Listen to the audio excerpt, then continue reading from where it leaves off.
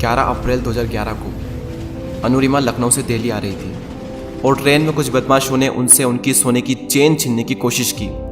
Anurima volleyball champion थी। उन्होंने एक स्पोर्ट्स वुमेन स्पिरिट दिखाई और सोने की चेन देने से इनकार कर दिया। जब उन्होंने सोने की चेन देने से इनकार कर दिया, वो 4 से 5 लड़के थे, उन्होंने अनुरिमा को चलती ट्रेन से उठाकर बाहर फेंक दिया। ये तो थी एक बुरी चीज़। इससे भी बुरा तो तब हुआ जब अनुरिमा को नीचे फेंका गया।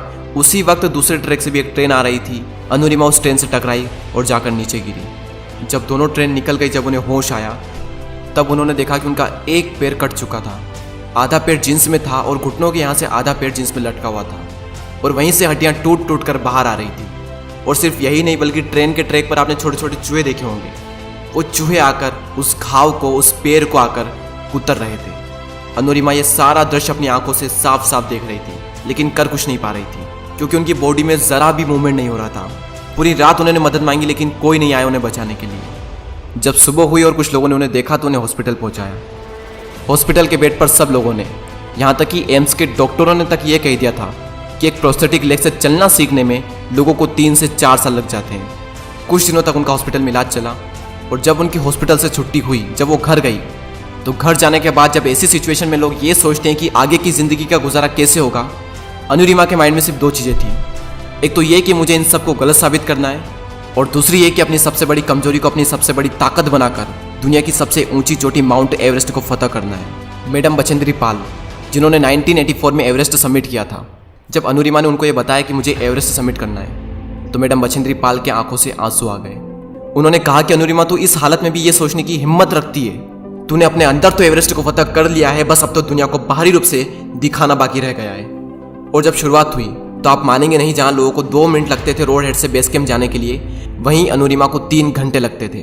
और आपको यकीन नहीं होगा ये जानकर कि ठीक 8 महीने बाद बेस कैंप से सभी साथ में निकलते और टॉप पर अनुरिमा सबसे पहले पहुंचती। बाकी सबके पेट सही सलामत थे, लेकिन अनुरिमा के नहीं थे। फिर भी अनुरिमा सबसे पहले पहुंचती थी।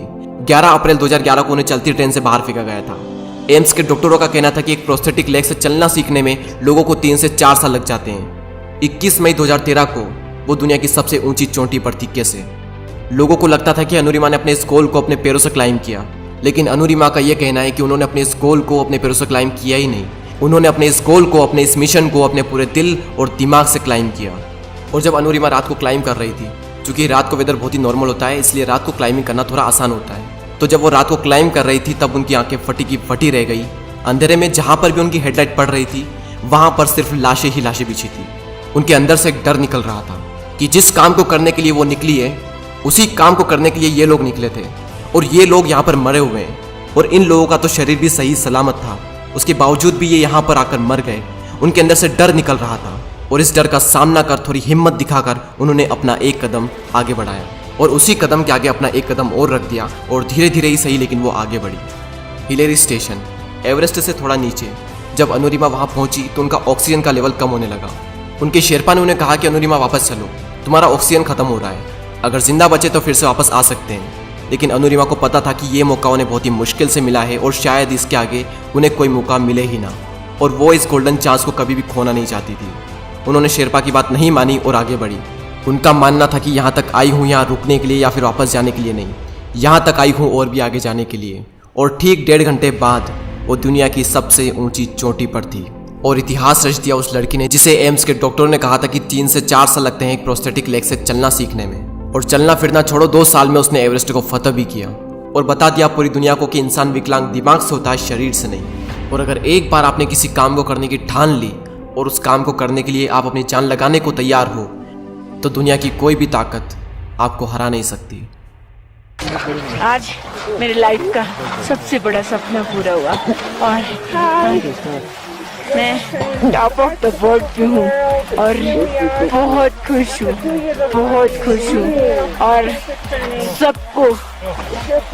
सबको ये मोटिवेशन देना चाहती हूँ कि हर आदमी अगर अपने लक्ष्य को बनाए तो वो कभी नहीं हार माने और वो अपने टॉप को, अपने लक्ष्य को जरूर पाएगा। को तोड़कर पंख खोलकर भर ले एक उड़ान, जिंदा उम्मीदों का लेकर जैसे लाख बढ़ता